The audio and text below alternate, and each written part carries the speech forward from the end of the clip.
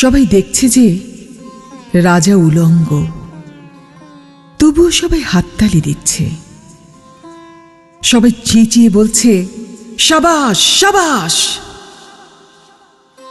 কারো মনে সংস্কার, কারো ভয়। কেউ বা নিজের বুদ্ধি অন্য মানুষের কাছে বন্ধক দিয়েছে, কেউ বা পরান্নভোজী, কেউ কৃপাপ্রার্থী, উমেদার, প্রবঞ্চক।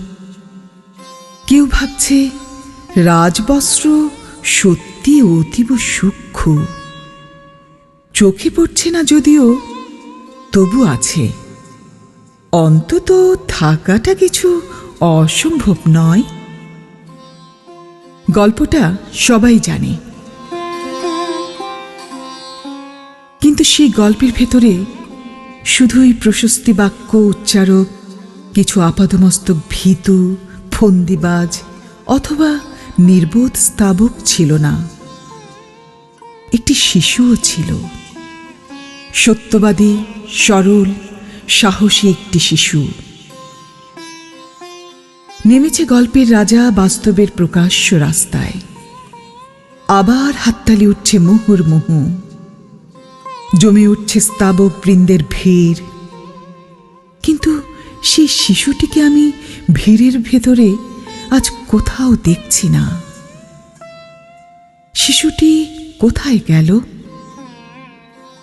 কেউ কি কোথাও তাকে কোনো পাহাড়ের গোপন গুহায় লুকিয়ে রেখেছে?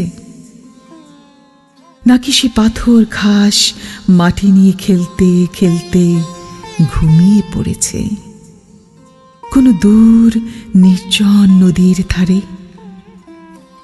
কিংবা কোনো প্রান্তরের গাছের ছায়ায়? যাও, তাকে যেমন করেই হোক খুঁজে আনো।